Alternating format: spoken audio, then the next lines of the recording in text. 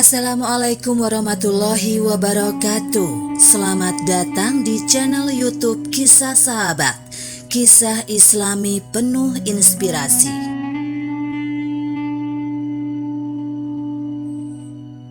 Kisah iblis galau dan memohon tobat lewat Nabi Musa.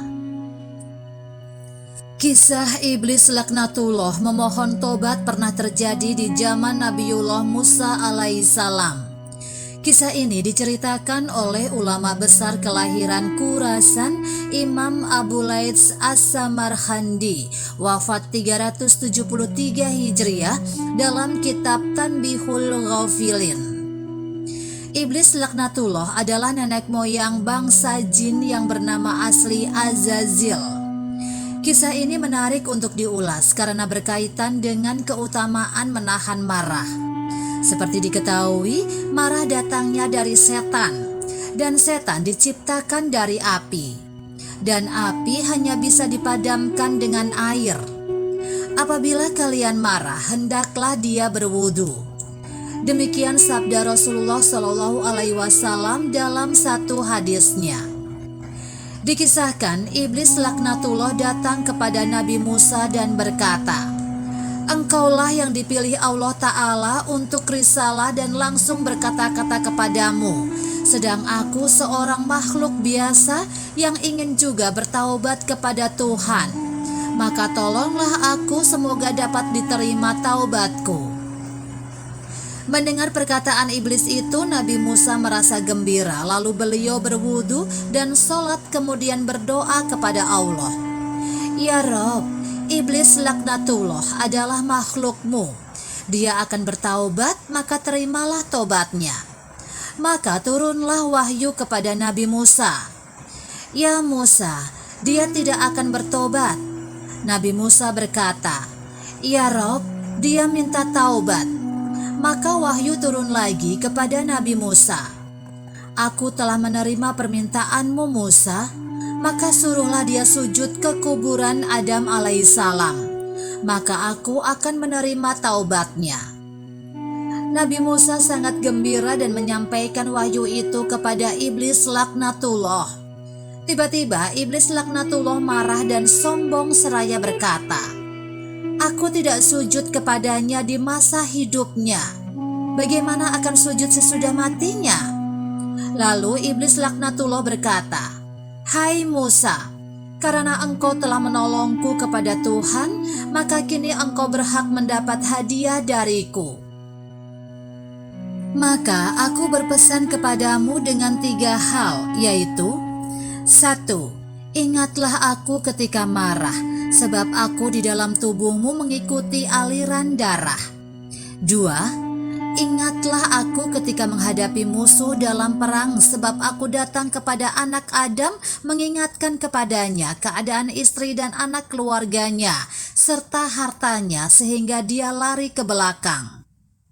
3. Jangan duduk sendirian dengan perempuan yang bukan mahram, sebab aku menjadi utusannya padamu dan utusanku padanya." Singkat kisah, keinginan iblis untuk bertobat tidak terwujud dikarenakan sifat sombong dan marahnya kepada Nabi Adam. Iblis masih menyimpan dendam dan enggan untuk bersujud kepada manusia pertama dan bapak seluruh manusia itu. Semoga kita dipelihara dari kejahatan iblis dan sifat marah yang diwarisinya. Kemudian dikisahkan lagi, Wahb bin Munabbih berkata, ada seorang ahli ibadah Bani Israel akan disesatkan oleh iblis laknatullah, namun tidak berhasil. Suatu hari dia keluar untuk satu hajat, maka setan mengikutinya kalau dia mendapat kesempatan.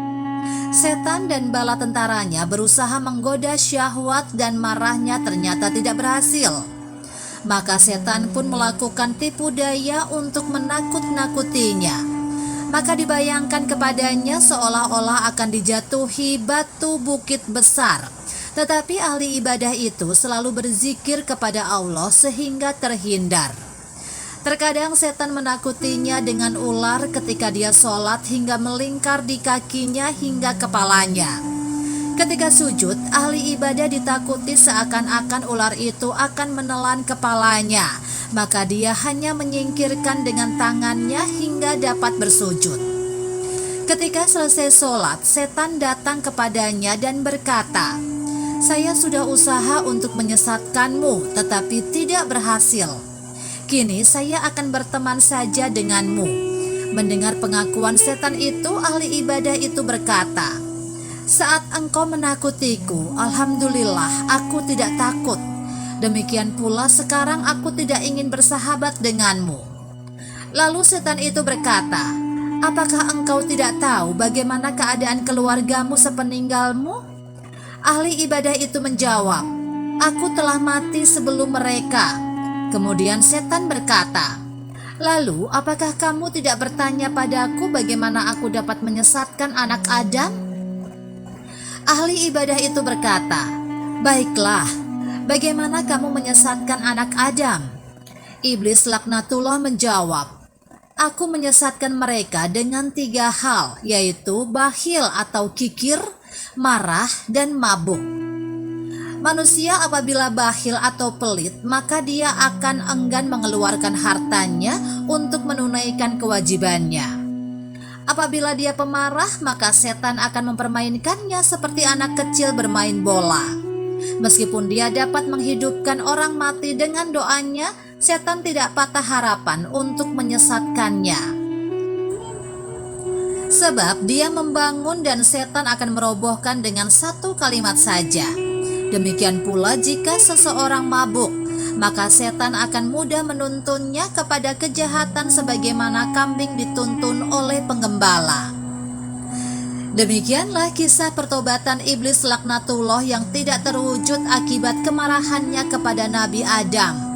Iblis dan bala tentaranya juga memberitahukan rahasia bahwa kemarahan mencakup seluruh kejahatan. Demikianlah kisah sahabat yang dapat kami sampaikan. Semoga bermanfaat dan dapat menginspirasi kita semua. Sampai jumpa di kisah selanjutnya. Terima kasih.